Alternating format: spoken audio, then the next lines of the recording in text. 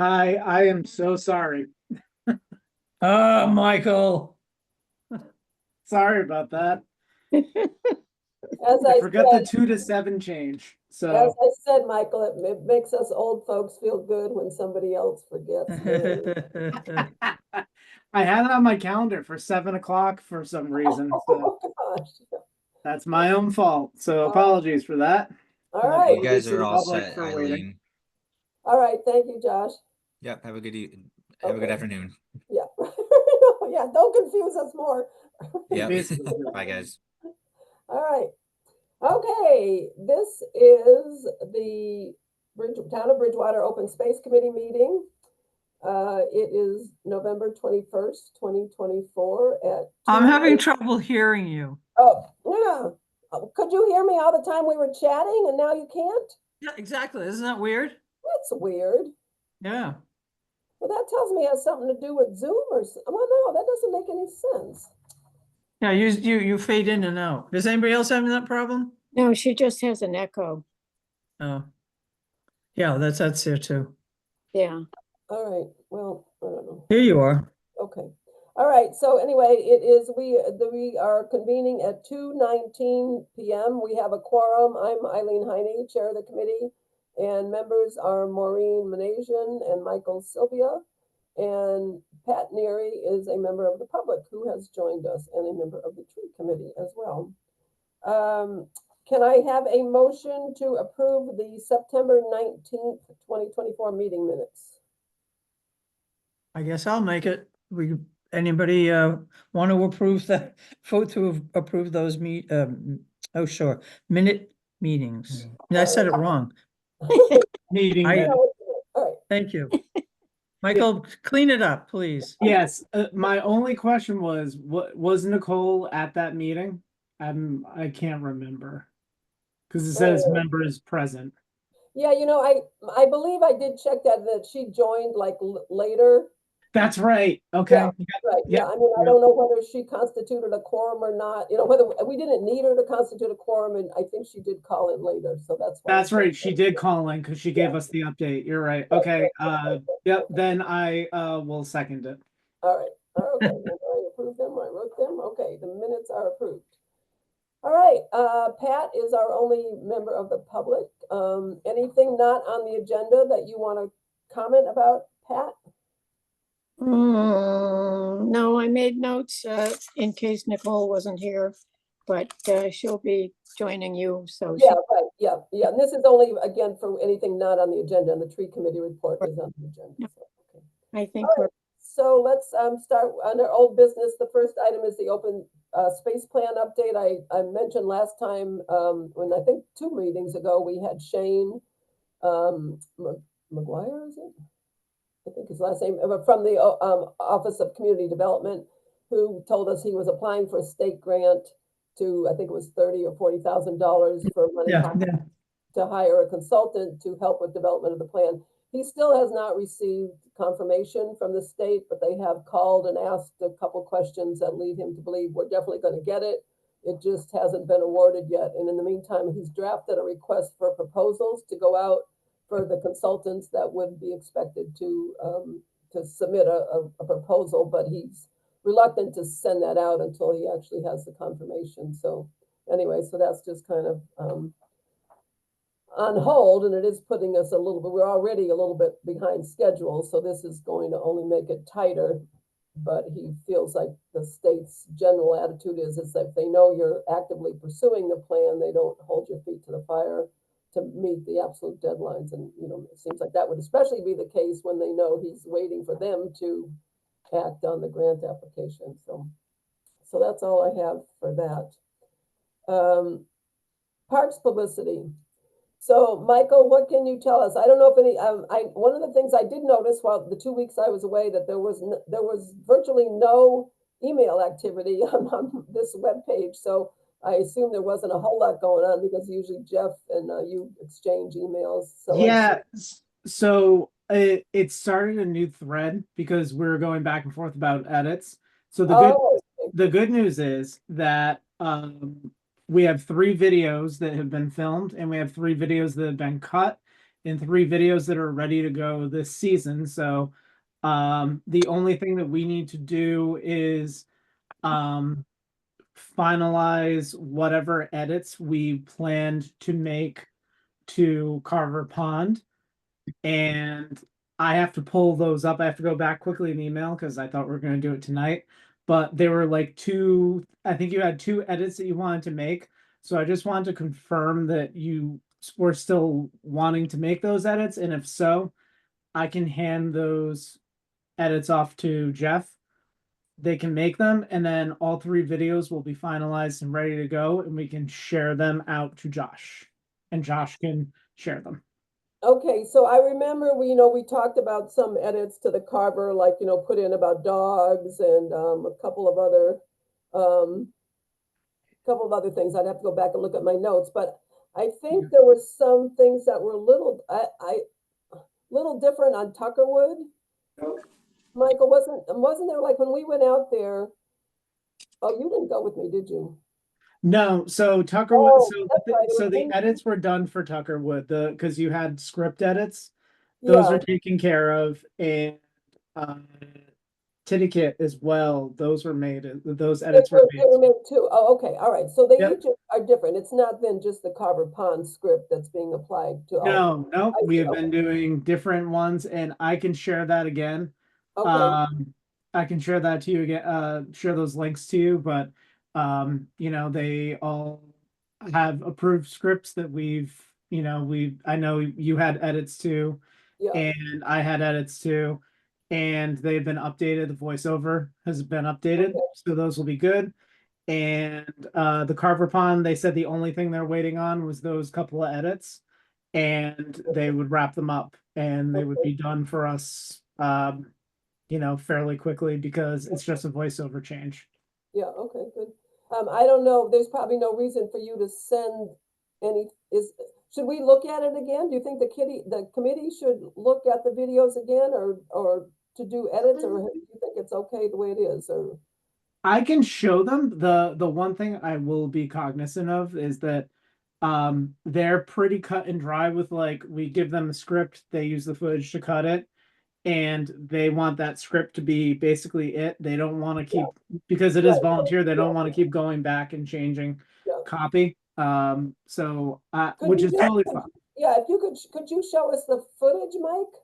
Yeah, absolutely. Let me I remember on Carver Pond, there was one thing that they were showing that I didn't like and asked that it be taken out. I don't even remember what it was now, but I'd be curious I would like to see, I guess, the footage for the other Sure. 2. Let me share my Safari window 2. This is it. Are those supposed to run on VTV at some point? They're gonna post them on their social media, I Oh. believe. Thank you. Yeah. All right. This is the Tiddicate Okay. video. And you should have audio, but if you don't, let me know. Okay, Discover the Tiddicute Conservation Area, a natural sanctuary in Bridgewater, Massachusetts, located just off Beach Street and minutes from the town center. With its easy-to-navigate trails, this peaceful spot is perfect for families, nature lovers, and casual hikers. Leashed dogs are welcome. Enjoy beautiful views of the Taunton River, diverse wildlife, and a relaxing atmosphere as you explore the area's scenic paths. Tiddicute's rich history dates back to its days as a village of the Wampanoag tribe, making it a place steeped in Native American heritage. Easy to access and rich in beauty and history, the Tiddicute Conservation Area, where history and nature meet, is a beautiful retreat waiting for you to explore. Come visit today. There is parking on Beach Street. Just Google Camp Tiddicute for directions. So that was the Tiddicate one. yeah, right. That sounds good to me. Anybody, Maureen or Pat, you have anything? I do. It sounds very computerized voice. The voice is really quite interesting. But I thought that Tiddicute was also a site where they built ships out of, and that's what that cutout was for, you know, that, Oh, like this, and that it was for some shipbuilding that went on back in the day. I may be wrong, but that's what I had thought I had been hearing for a while. I think I've heard that too, Maureen, but actually, I think, I think Michael's been trying to keep these quite short, so I don't know that we can get all that information. Much of it, which really should be down there on the kiosk, it should be posted down there. And I Uh-huh, think there is a flyer Located with pretty extensive information, but it's barely readable, it's been up there forever. But I would think that what we ought to be doing is getting more current information posted in the okay, kiosk rather than trying to get it all into the video. okay. I agree with you about the voice. Yeah, it's not ideal, but I think it's okay for now, it's just. Yeah, and I can even ask them if they can adjust voiceover actors. I do know that they're using I'm not sure if I'm not sure which software they're using, but I do know that they're using voice generated, like an AI generated voice. That's what that's what I was thinking, it sounds AI, yes. And it Yeah. sounds very, very somber, like it's like. Yeah, Yeah. that's the one thing I can ask them is say, can we do the same voice across all three? And I think the Carver Pond one we did like. Yes, So yes. it also does come down to like enunciation because the way that they create these voiceover like type and speak situations is they have people enunciate words in a specific way, and the talent for the other ones that we did may not have worked, so they might have chosen this one because it's most versatile. But Oh. that's an assumption, but I can talk to them about that. Okay, all right, okay, And this is Tuckerwood. okay, good. I'll play that. Located off High Street, Tuckerwood is a hidden gem with ample free parking for nature enthusiasts. This spot offers over 2,000 feet of river frontage, making it perfect for a nice hike through its abundant 32 acres of well-defined trails. Enjoy the calming beauty of Tuckerwood's wetlands, perfect for a moment of reflection or a casual nature walk. Walk or hike through scenic woodland trails, surrounded by peaceful greenery. Keep your eyes open for wildlife. You might spot a deer or hear the call of a variety of birds. Tuckerwood is a favorite spot for locals to hike and explore the beautiful river frontage of a Bridgewater hidden gem. Whether you're a nature lover, hiker, or just looking to unwind, Tuckerwood is a hidden gem that showcases the That's right. natural beauty of Bridgewater. This is an old It cut, truly but has something for anyone trying to connect with nature any time of year. because we used Hidden Gem 3 times. That was Right, a yeah, that was a recut. yeah, I So remember then that. it's probably this one. Eileen, it's 2:30. Oh, thank you, all right. let me see. Nicole,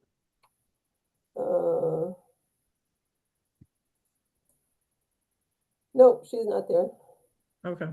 all right. Let me check this one real quick. This might be the right one. I think I clicked. There's a couple of them because I know we went back and forth, but this one should be right. Located off High Street, Tuckerwood is a hidden gem with That was the ample only free time. parking for nature enthusiasts through scenic woodland trails, surrounded by peaceful greenery. Keep your eyes open for wildlife. You might spot a deer or hear the call of a variety of birds. Tuckerwood is a favorite spot for locals to hike and explore the beautiful river frontage of a Bridgewater hidden gem. Whether you're a nature lover, hiker, or just looking to unwind, Tuckerwood is a hidden Yep, that's the one. showcase. Yeah, Yeah, we have it's one of these, and then we have the Carver sequence, which was the one that we did. yeah, Carver's Pond, located off Summer Street. Walking distance from Bridgewater State University. Carver's Pond is a serene oasis, perfect for nature enthusiasts. This tranquil spot offers picturesque views and diverse wildlife, making it ideal for bird watching, fishing, or simply enjoying a peaceful stroll. Carver's Pond well-maintained trails are easy to traverse for even the most inexperienced hiker. There are many spots along trails to sit, rest, and take in the beauty of this historic landmark. The pond, surrounded by lush greenery, provides a refreshing escape between meetings or a nice walk after work or on the weekends. Carver's Pond is a favorite spot for locals, from hikes to family picnics and outdoor activities. Whether you're a resident or just visiting, Carver's Pond is a hidden gem of the South Coast that showcases the natural beauty of Bridgewater. I lean on that hidden gem stuff a little too much. Yeah, but right. Two times. But yeah, I think the only thing we had for edits for that was you, what'd you say, Eileen? What did you want to add in?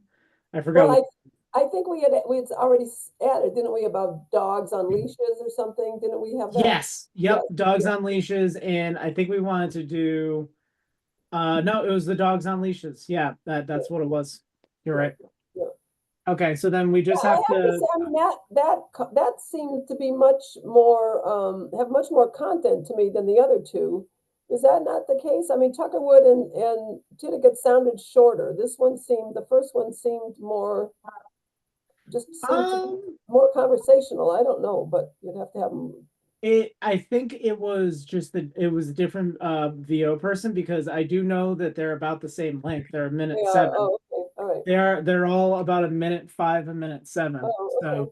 Okay. um, Yeah, I definitely like that first voice a whole lot better than the other two, if it's possible to use that, so, okay, I will reach out to yeah.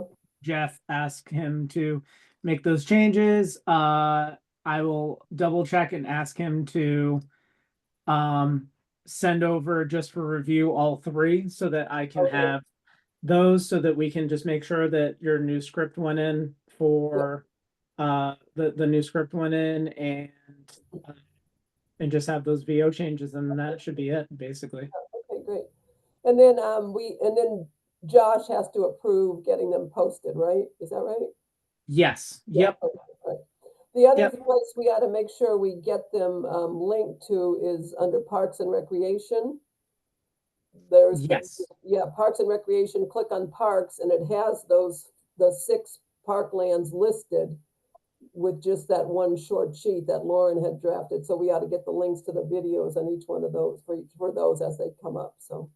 as we get yeah, them. and it'll probably be up to Josh's discretion how they plan to post them. Yeah, I okay, assume that they're gonna post them on the YouTube for Bridgewater, because Right. they do, I mean, they have all the committee meetings on there and all the town council meetings and everything, and they can subdivide and create playlists. I wouldn't be surprised if that's how they did it. Yeah. And that's easy, because you can actually embed the video potentially into the page. So so I mean, once we get to that point, once we get these handed off to Josh, then I can communicate. But with Josh about how we should do it, and Yeah. ask him what's possible. But at the same time, I told Jeff that he was going to be getting those files, and I gave him that info, but I said, do not send them until we are, ready to go. And so he hasn't sent anything yet, so we should be Okay. good. All right, good, sounds good. So Maureen, do I'll you have I'll any- message him now and let him know, and that we're happy with this, and this, but we want to make one change, which is change the voiceover artist to be the person from the first video for the other 3. All right, and I'll note that Nicole has joined us. It's 2:35, so. Hi, Hi, everyone. Nicole. Hey, Hi. Nicole. Cool. So Nicole, we just looked at the videos, the 3 videos for Titicut, Tuckerwood, and Carver Pond. So, and Michael's still working on those a little bit with Jeff. So we'll see him again sometime Oh, soon. good. Awesome. Yep. I'll look forward to seeing those. Yeah. All right, so let's see, let's move on to Wyman North Fork Conservation Area. So I talked with Owen at Wildlands Trust this week, and he is gung ho, and he mentioned this to me before, and trying to work with the town on expanding the trails there. you know, the land is theirs and ours, and it's really the town land that the part that doesn't just traverse to meet up with their land and the trail that they created. There's a lot more land at the town that the town could have trails on. And I know John Hart was interested in this too. And I actually thought he was going to join us today. He said he was going to, and but he isn't here again. So I'm really out of touch with him. I don't know what he's been involved in, or whether he's been out there at all or not. But anyway, Owen is very interested in trying to see if we can't work on expanding the trail network out there, which I think it would be great. And I know John was interested in that initially too, but whether he's just overwhelmed with all the other stuff he's trying to do with, 13 hours a week or whatever. But and Owen just said they're going back out there on Tuesday, next Tuesday, the Tuesday after Thanksgiving. Actually, Tuesday after Thanksgiving from 10 a.m. to 1 p.m. They'll have a work crew out there. And he's developed a plan for the upkeep of the trails. I guess, they're organized in doing this, how often things have to be done and when and so on and so forth. He's getting additional wayfinding markers up for the trail that is there. He's gotten a few extra boards for a couple places where he thinks they need a few more boards over some of the wet areas, although everything ought to be pretty dry by now, I guess. And he also, the other thing, one of the issues that's come up, I was on the Community Preservation Act task. Well, it was a focus group because the Community Preservation Committee is updating their plan. And there was, of course, an open space component to it. And one of the things we were talking about is how funds can be used for open space lands.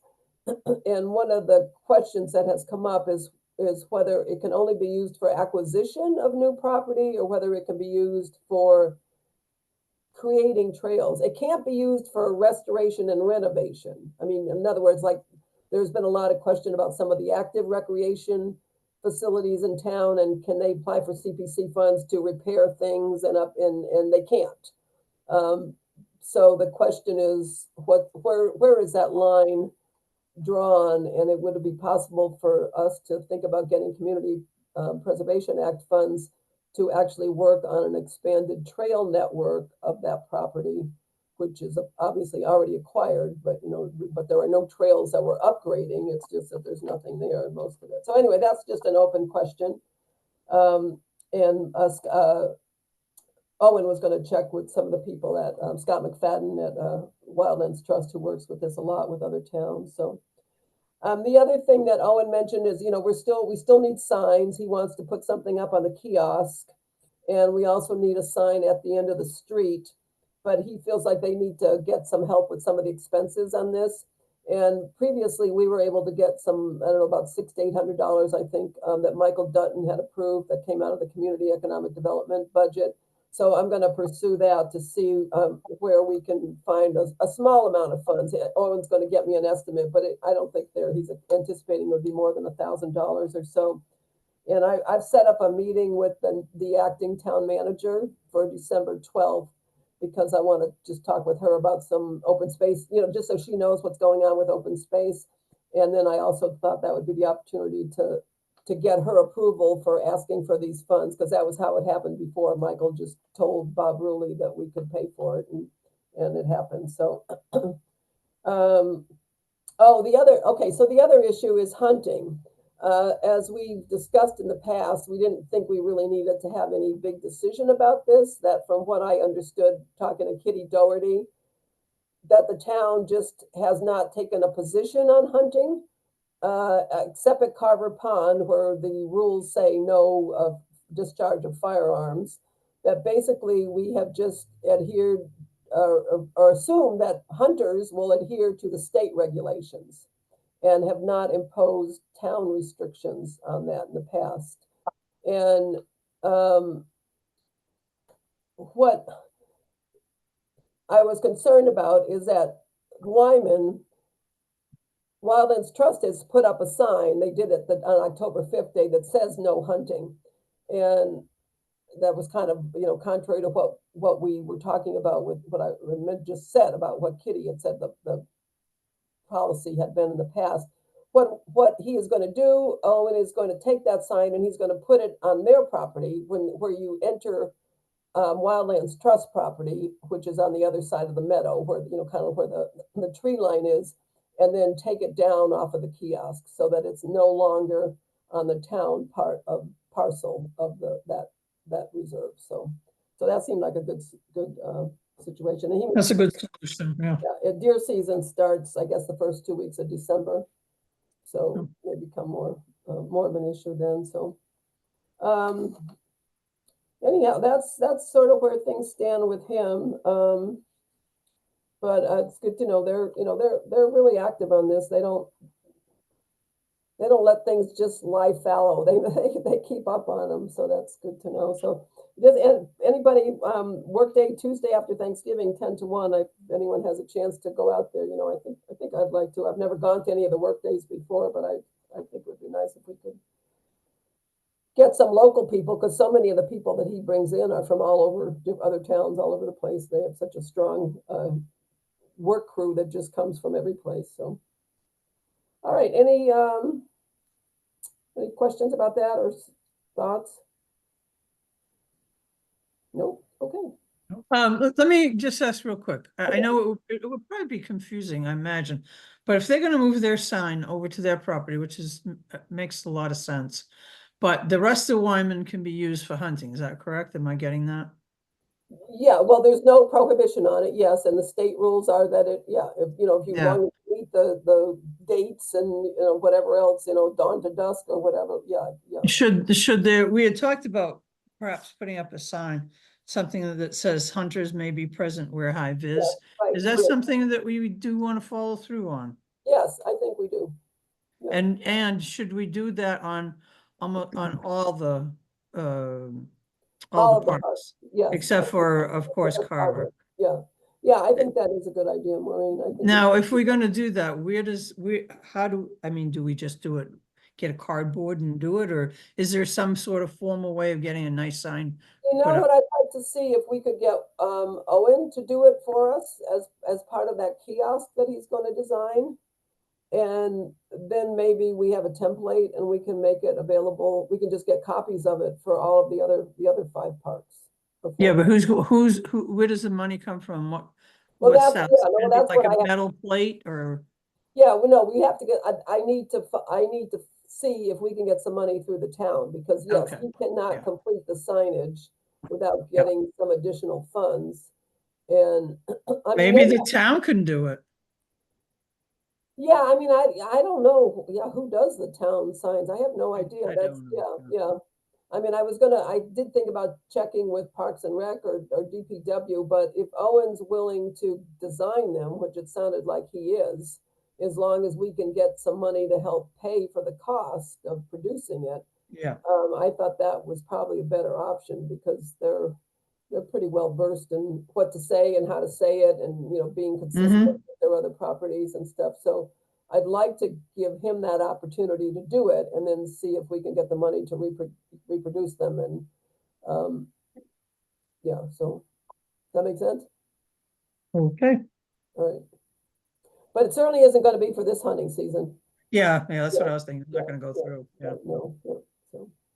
And actually, that's one of the issues I was hoping John would be on, because John Hart was, like a month or more ago, before the last meeting, he told me he was meeting with, I think it was the chief of police or something, and he was trying to get more information and kind of a clearer picture of the status of hunting on town property, and I don't know what's happened. I just, I just haven't heard from him, and I called him yesterday and I've sent an email, and he said today he thought he could be on, and he said he would call me this morning and he didn't. So it's just been really hard to follow up Yeah. with him and get. It should be resolved because it's really, it could be a hazard. In Yeah, particular, yeah, the town, if someone gets injured. Yeah. Because they didn't know hunters were out there, or they just, Well, I whatever. think that's as a, you know, what we said as a minimum is a good, this is the best thing to do. Just put up a sign, you know, where Yeah. blades orange, hunters may be present. That's all we need. But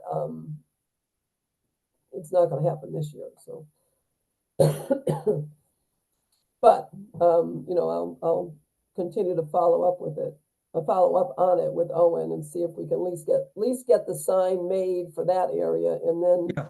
follow through with getting it posted on our other town properties, particularly Styles and Hart too. You know, somebody should be working on signs for Styles and Hart. I mean, they've got all that money. I assume that, you know, Yeah, that's going to happen as part of the completion of that project, but I don't know. The other thing I don't know, and I don't know if anyone else has heard anything about this, I guess they had some kind of a hang up with that that parking lot that's behind the Chinese food place. It's sort of half completed, and I don't know exactly. It sounded like there was some issue with the adjoining landowner or something. Somebody had mentioned that in passing, and I haven't talked with anyone since, and I don't really know what the status is. So maybe I'll probably I hope I get some update on that from the town manager when I meet with her, or maybe John Hart before then if I get to talk with him. So, all right. If nothing else on Wyman. You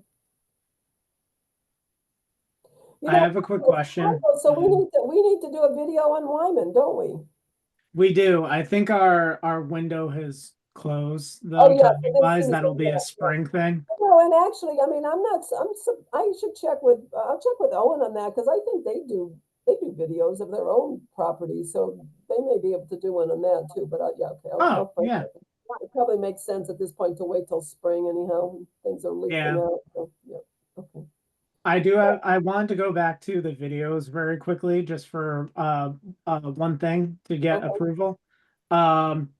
So the Carver's Pond script, we wanted to make sure that we had the part about having your dog you know, walking with a leashed dog. So the copy is Carver's well-maintained trails are easy to traverse for even the most inexperienced hiker, and leashed dogs are welcome to join you on your outdoor adventure. Yes, that's good. Sounds Okay. good.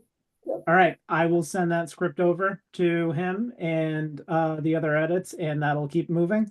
And that's a thumbs up. Okay, great, Sorry, thank you. moving on. All right. Okay, so a tree committee report, Pat and Nicole, I think Nicole's still on? Yep, okay.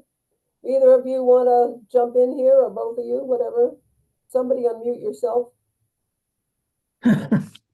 Yeah, I can. We've been busy working on, some recommendations for, mitigation. When we've been working on two things. One is finalizing the municipal tree ordinance, which really only covers trees that are in public spaces, both streets and parks. Pretty obvious stuff. You can't, cut down trees, so it's all good stuff. We've also been trying to work with some guidance to provide to the planning board, where where the town doesn't currently have any oversight over tree removal on private property.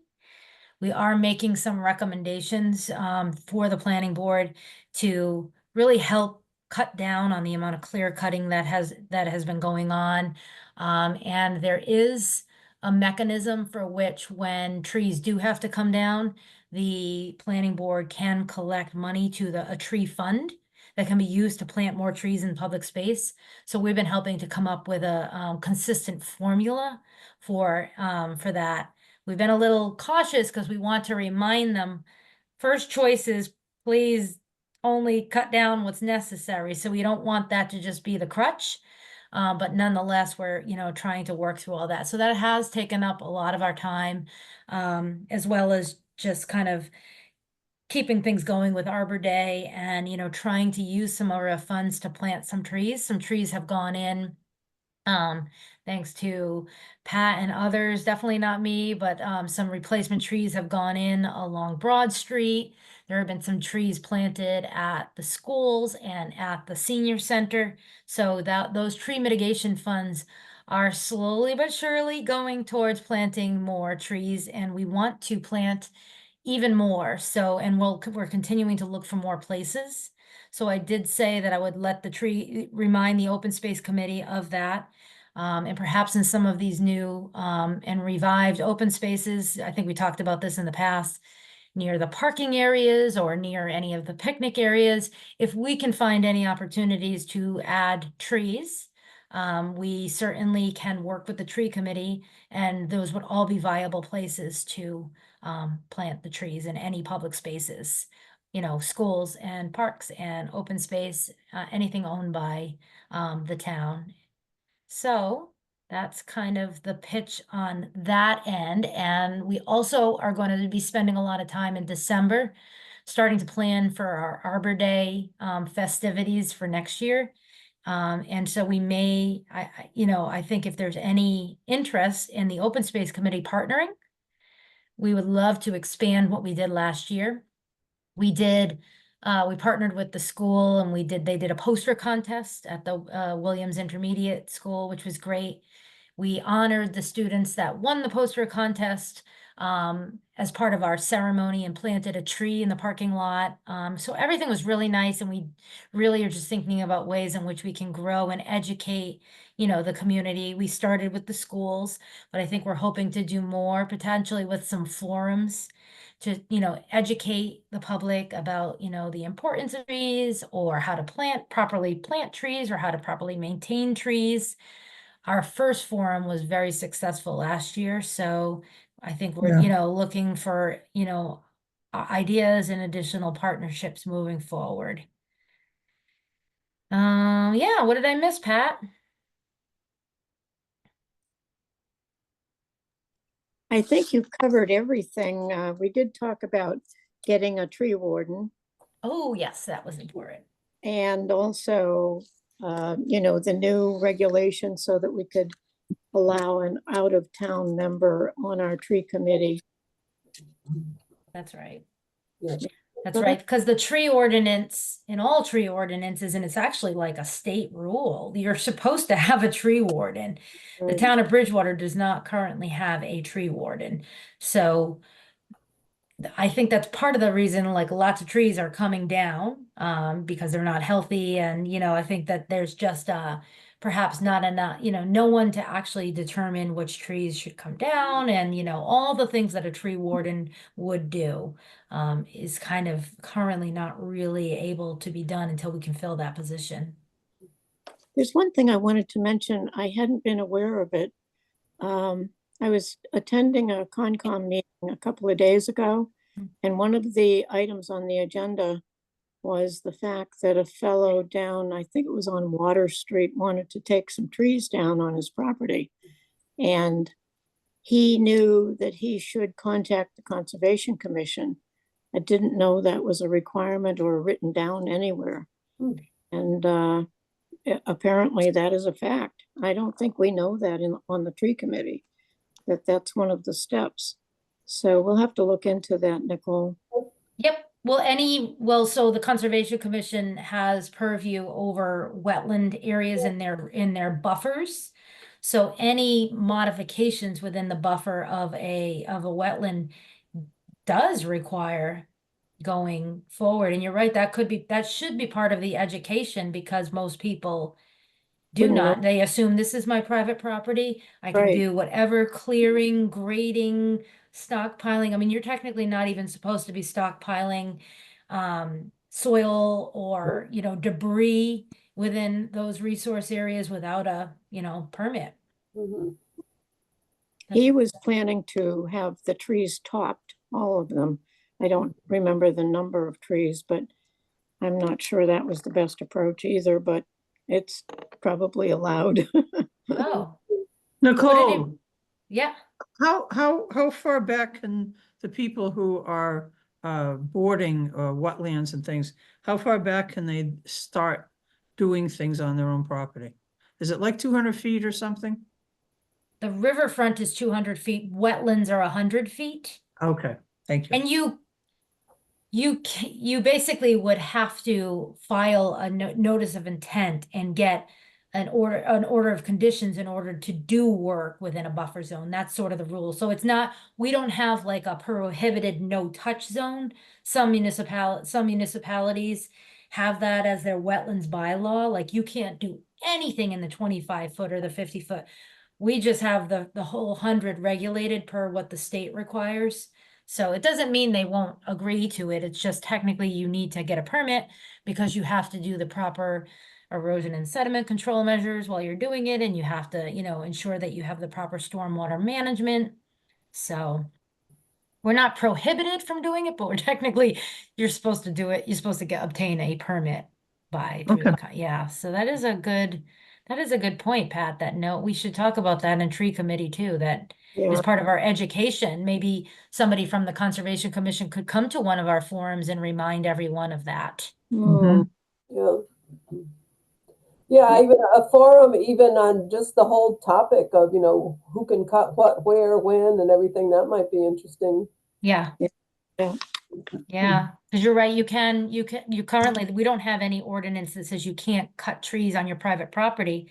But that is a good point, thinking about the overlay of wetlands. That is where it is covered. Yeah. Yeah, and people don't recognize what might be a wetland and what the 100-foot buffer is from that. No, It's, yeah. Nicole, are all the wetlands marked in town by now? no, you can look at the state does have some mapping, but you would, most likely for something minor like that, I think the Conservation Commission would let you use that mapping. Mhm. If you were doing like a major development, they would require that you get a wetland scientist and you go out and Oh, flag and then you yeah. survey it and then, but I mean, as part of, there's like a, there's a, request for determination of applicability, an RDA, which is usually like a more minor, like first step that a homeowner could go forward with. And I think that they probably are pretty reasonable for, understanding what type of mapping they need for Yeah. what type of scale of project Yeah. that's. Yeah. But the state resources are pretty good, so we could, in any educational material, we could provide links to the mapping that you can get through the state, through the Mass Mapper is pretty darn good. It's, at least shows you where streams are, where, wetlands are. Is there some way to connect that to some site here in Bridgewater so people can just click on it and then they can go to the state and they can see where things are?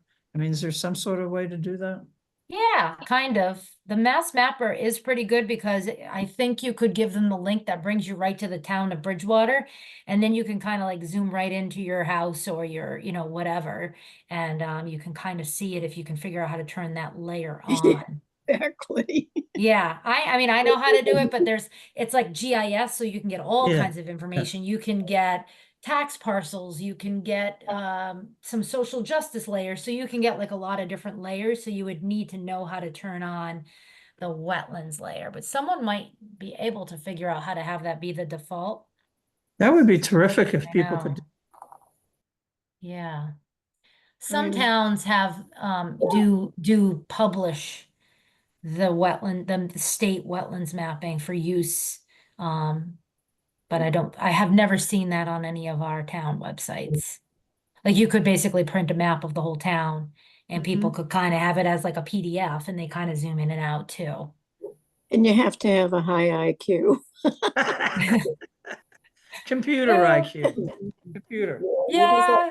You have to have some computer proficiency, that's for sure. Yeah, Yeah. well, they could plot a big version and paste it to the wall and Oh, yeah, they could do it, yeah, so that it would be much more accessible. I mean, the idea of having a map like that someplace where people could access it easily seems like a great idea. It might be yeah, something for even, open space committee to think about at some point, how do we educate people more about what's open space and what's worth protecting and, but, Yeah, exactly. right. yeah. Well, because in many cases, these open spaces we're already protecting they're ecologically and hydraulically connected to these wetlands and these systems that are Yeah, located on people's property. So, Right. if those are being damaged and polluted and whatever, well, then, the quality of our open spaces is also impaired. So it's all connected. Yeah, not Yeah. to mention the flooding risk. People ought to be aware of that at this point when we see all these catastrophic floods taking place, which can be, so much of it can be attributable to, the lack of open space and wetlands to absorb the excess rain in so many places. So, okay. Yeah. Well, and trees and tree canopy, Yeah, that's a Yeah, huge trees. issue. One of the most interesting things I've ever done at work was all of a sudden we were doing work at this community college in Massachusetts. They were having flooding every time it rains. They had never really had flooding in prior years. And honestly, it was all attributed to the fact that they lost a significant amount of trees on their campus when, remember that there was a beetle, an invasive Oh. beetle in like the Worcester area, Yeah. Yep. killed Emerald ash all borer, isn't the it? ash, yes, Yeah, killed yeah. trees. They had to take down 50 trees. And Oh, instantaneously, they started having the worst flooding they had ever had. All because those trees were doing way more than anyone could have Yeah. imagined what they were doing. oh, no, I couldn't. Yep. Yeah. Yeah. Yeah, there are a lot of those a lot of the, I had somebody here doing tree work for me a while ago, and they said a lot of the dead trees you see alongside the roads in different areas of Bridgewater are dead ash trees from the ash borer. That there's Yeah. so many thousands of trees that haven't been taken down yet that are dead essentially from that infestation, so. All right, well, thank you, Nicole and Pat. And speaking of the loss of trees and wetlands, et cetera, Pat, give us the latest news on the Lake Nip project. Pat? Pat? Where is she? You're muted, Pat. Wait a Pat, minute. you're There you muted. go. Okay, all right. I think you know that the Concom voted to approve the hotel development the other night. And they have 21 days to actually present their final decision to probably our town clerk. So at that point, I guess we'll see how bad it really is. I mean, I know there were a couple of conditions, for example, suggesting oversight during construction, etc. But it's very disappointing because there also, is a lot of tree clearing other than just Mhm. building. They want to clear trees for visibility, which is ridiculous, but that's me. Yeah, so if I recall, it was presented as they want visibility for the public to be able to see that it's a hotel. Exactly. And Seems- they are required, one of the requirements by the planning board was that they had to come back with a landscape plan, and subsequent to COMCOM, they were supposed to do that. So that's upcoming. I think that's a very critical time that we could have some influence or hopefully impact on that final decision. But I'm also concerned that our tree committee, of course, likes mitigation. And as Nicole said, which I wholly support, we have to make the first choices. We don't want to cut the trees, no matter how much money we're going to get. Yeah, right. So we have to keep, stand firm on that, just to make sure money is not the object. Yeah. That's my opinion. Yeah, because other municipalities have tree ordinances that do regulate tree removal on private property. We do not, nor has there been appetite, despite Pat, myself, and a few others bringing it up. Right now, there's a feeling that we're not ready to do that. I don't know, like, Wellesley does. So for example, if I lived in Wellesley and I wanted to cut this tree down in the front, I would need a permit. And I would need to either plant 2 or 3 trees to offset the one I cut or pay into their bank. We don't have that. So like Pat says, I think that the planning board could potentially try to reduce the amount of trees that are cut, but there's no regulation that says you can't do that. So technically, Right, what do you right. they're just gonna be battling back and forth unless there was something for them to be able to, follow. Yeah, And I believe it's a proven fact that even a replacement tree just cannot sequester the No. same, no, same amount of carbon that a mature tree does. No. or absorb the water either, the rain, no, it's, Yeah, so my biggest, when I look at some of the bigger developments around here, that's what I have noted is that it's extremely surprising that they're allowed to clear cut to the extent they do.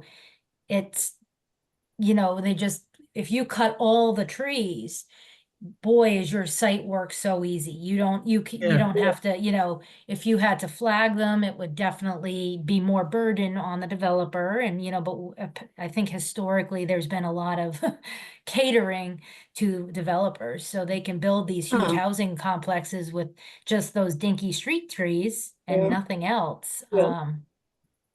So it is what it is, but it's kind of disappointing. I mean, after all the time and effort that has been put into trying to get some restrictions on what they were doing out there with this project, both from the residents, the Lake Nippenican Action Focus Team, and there was somebody there at the hearing last week from the Taunton River Watershed Council, and of course we submitted letters, and Yeah.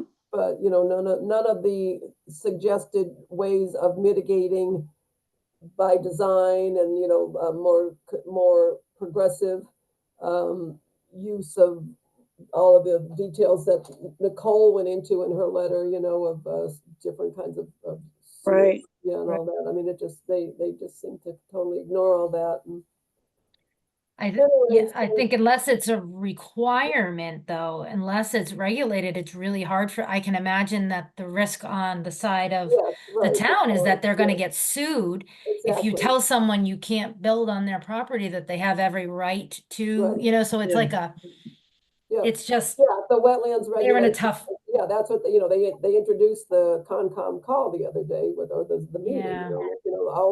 we are required to follow all we do is follow the wetlands regulations. That's what Right. we're here for, and so, yeah, their hands, I think, are tied, and so.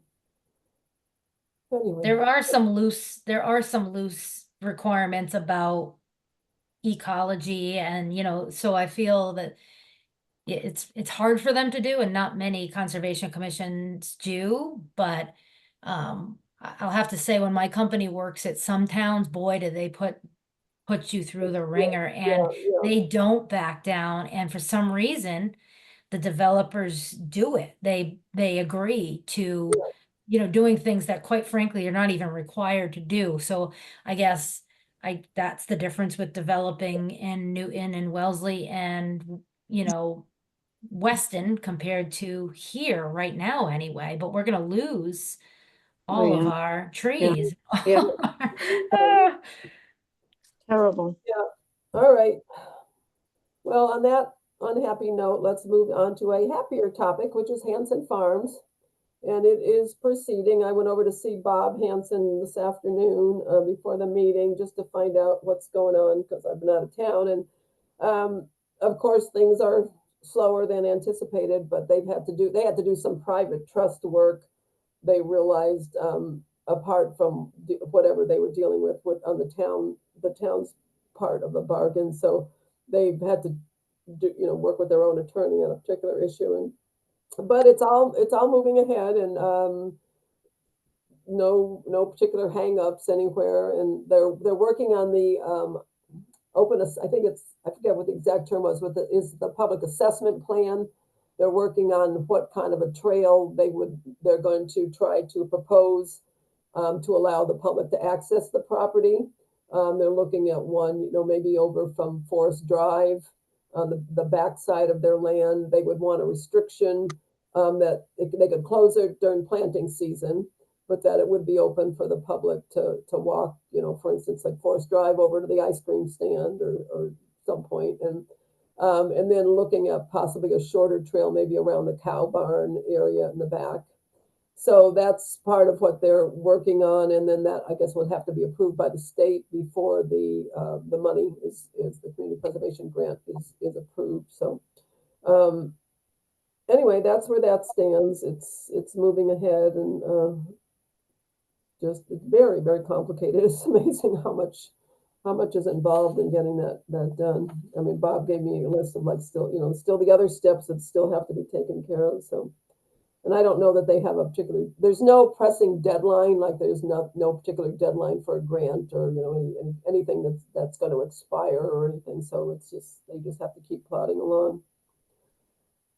And it's costing a lot too in legal fees, so. All right, any questions about that? Nope. Okay. All right, so the Open Space Committee, we have not had any applicants for new membership. Michael, you did post something, right? Yes, Yeah. I posted something, and I also rallied pretty hard when we were at the Autumn Fest. Oh, right. Okay. And I did want to mention that again. I told Michael, but I want to tell the rest of you that Michael got recognition at the town council meeting by the councilwoman what was her name? Michael, McGrath the woman who organized. Oh boy, I'm forgetting. Anyway, this was a new council member who suggested that there be a table set up at Autumn Fest to recruit new members for various town committees, because there are so many open spaces. And Mary McGrath. Right. McGrath, okay, yeah, vacant spaces, not open spaces, but vacant. Took me a second to remember. Yeah. Michael was, I guess, the only person who went down. Is that right, Mike? Were you the only other committee member who? So, and she. It was me, and Mary and Counselor Robinson was there, and Counselor Lind, I think, showed up as well. But at various points, and I saw Josh. Josh was walking around with his family too. So. All right, they had sent out an email, and I had forwarded to all of you asking for committee members to participate if they could. And Michael was the only person on the committee who went down as a citizen, and Mary McGrath noted that at the town council meeting following that Oktoberfest, and said how Michael Sylvia had been there with her and most of the day. So I got but we don't have anybody, so we still need we still need somebody. Any of you think of anybody you might want, might be interested in this. I mean, Pat, maybe somebody out of this Lake Nip Action Focus team or something, I'll have to think about that. Yeah. Or Pat, Yeah. who's always here anyhow. Well, I can cause more trouble as a resident. Right. We don't need she's already on tree committee too, so. All right, well, that was the report on the 9/28 Autumn Fest I just gave, I guess, the last item under old business. Michael, did anybody express interest in open space? Did anyone inquire about it?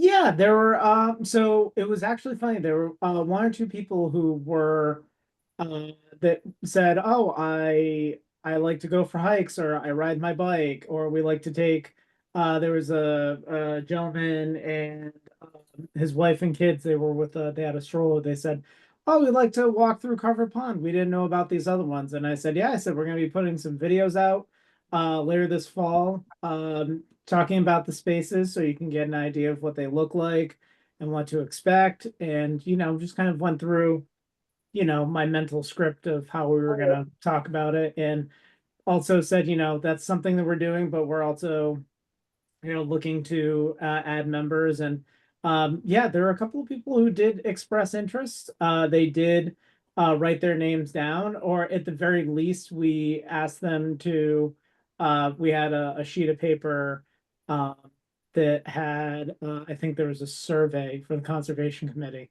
And we asked them to, we wrote down like the committee name and asked them to, like, if they're interested, that they could reach out, who they could reach out to and stuff like that. Oh, okay.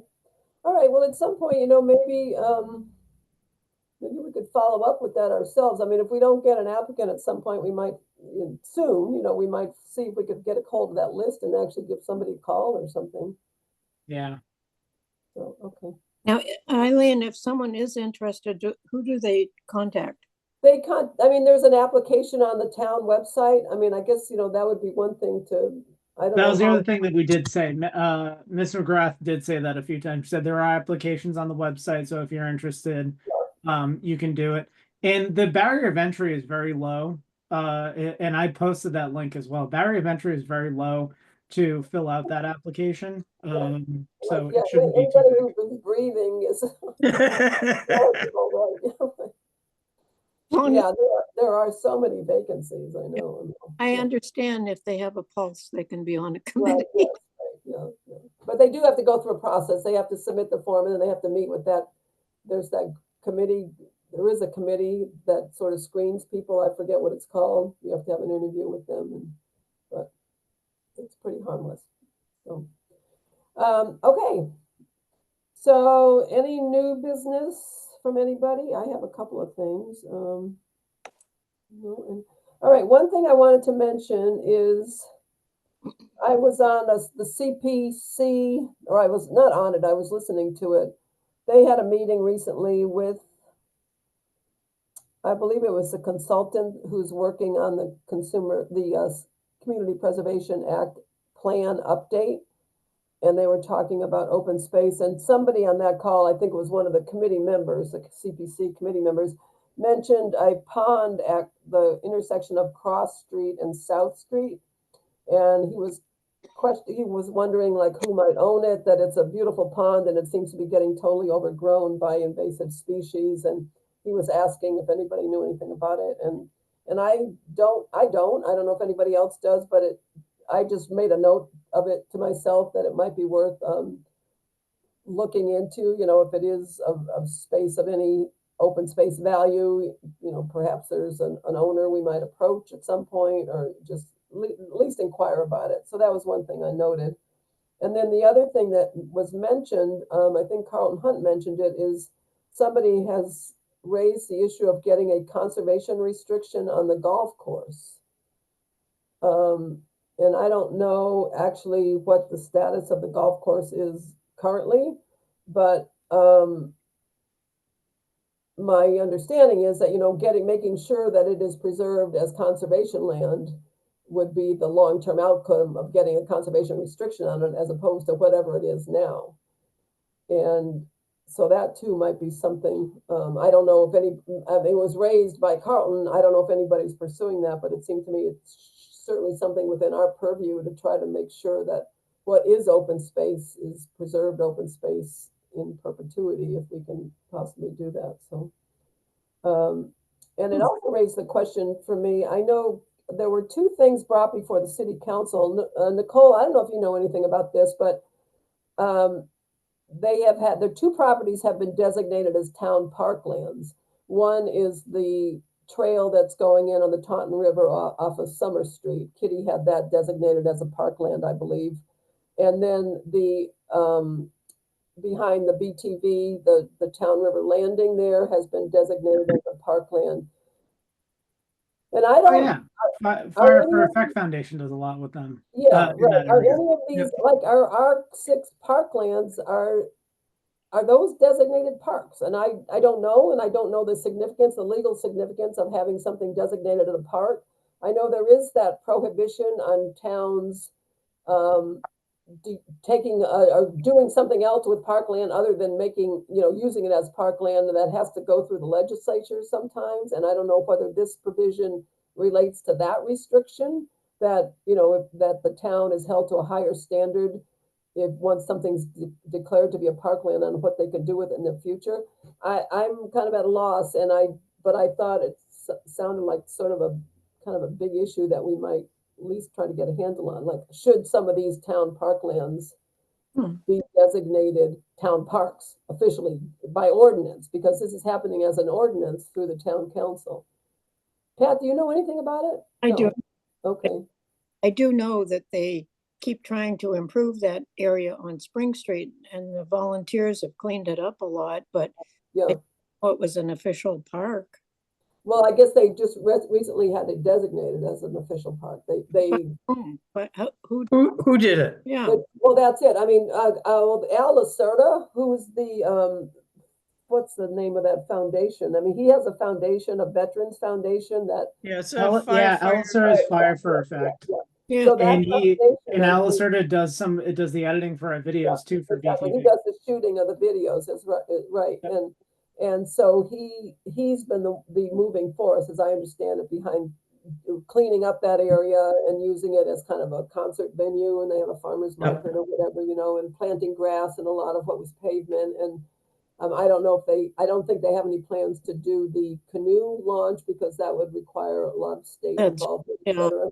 Yeah. But he did recently have that declared a park and had the town council approve it as a park. And my understanding is that that is a town ordinance process that one goes through, and I believe it was also done for that new trail out by the prison. So I'm just interested in finding out what the status is of our town park lands, park conservation areas, and whether there would be greater legal protection for them if we had them declared as parklands. And I suspect Kitty may be able to, give me some insight into that, but I haven't called her about it yet. So Yeah.